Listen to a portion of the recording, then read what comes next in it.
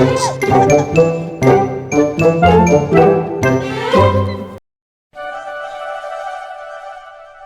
घर में लीला नाम की एक औरत रहती थी।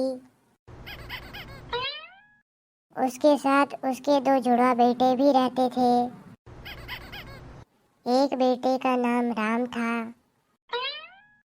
और दूसरे बेटे का नाम श्याम था। राम पढ़ा लिखा था, इसीलिए एक कंपनी में मैनेजर था। श्याम अनपढ़ था, इसीलिए वह खेत के और गृहस्थी के काम किया करता था।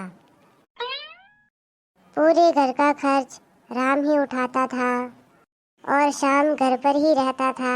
माँ के काम में हाथ बटाता था और खेत के काम करता था। ले राम, ऑफिस जाने से पहले ये नाश्ता कर ले। अरे वाह, खुशबू तो बहुत अच्छी आ रही है।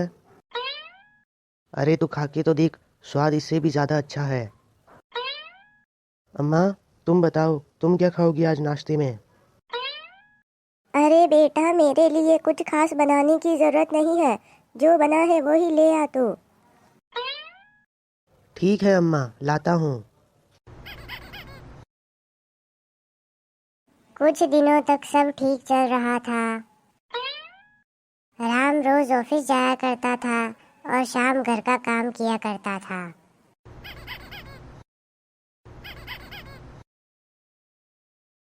कुछ दिनों बाद दोनों भाइयों में दरार पड़ने लगी। अम्मा, राम से कहना कि मुझे कुछ पैसे दे, मुझे चप्पल चाहिए। अरे तू क्या यहाँ पूरे दिन बेशर्मों की तरह बैठा रहता है, कोई काम क्यों नहीं करता? अरे बेटा, तुझे क्या हो गया? शाम पूरा दिन काम करता तो है घर का, सारा काम वही तो करता है, घर का और खेत का। अरे अम्मा, घर पर रहकर घर का काम करना कोई बड़ी बात नहीं है। बाहर जाकर दो पैसे कमाए तो मानूं मैं। राम, मैं जाता तो हूँ लोगों के पास काम मांगने, पर अनपढ़ होने की वजह से मुझे कोई काम नहीं देता। अरे तू कामचोर है, इसीलिए तुझे कोई काम नहीं देता है। बस पूरा दिन घर पर बैठा रहता है और खाता रहता है। अरे मैं वहाँ ऑफिस में गधों की तरह काम करता हूँ तो मुझे दो पैसे हाथ में मिलते हैं, और तुम चाहते हो कि वो मैं तुम्हारे ऊपर बर्बाद कर दूँ। याद रखना, मुझसे फिजूल खर्चे के लिए कोई पैसे मत मांगना। रात दिन घर पर पड़ा रहता है, फिर भी पैसे चाहिए इस गवार को। अरे बेटा, तू शांत हो जा और यहाँ आकर बैठ, मैं तुझे कुछ बताती हूँ।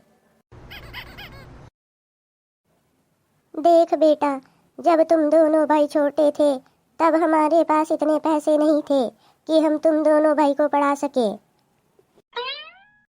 इसीलिए फिर तुम्हारे पिताजी ने ये तय किया कि तुम्हें पढ़ाएंगे और शाम को घर पर ही रखेंगे।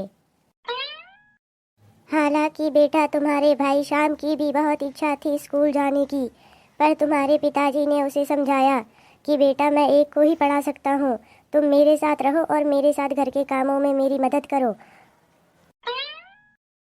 फिर तुम्हारे पिताजी और शाम दोनों खेतों में जाया करते थे और वहाँ से जो पैसे उनको मिलते थे उसे तुम्हारी पढ़ाई पर लगा देते थे।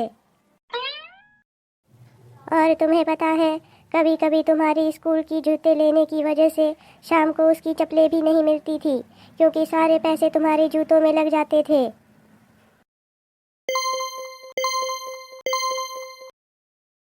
हमारी पूरी वीडियो देखने के लिए आपका धन्यवाद।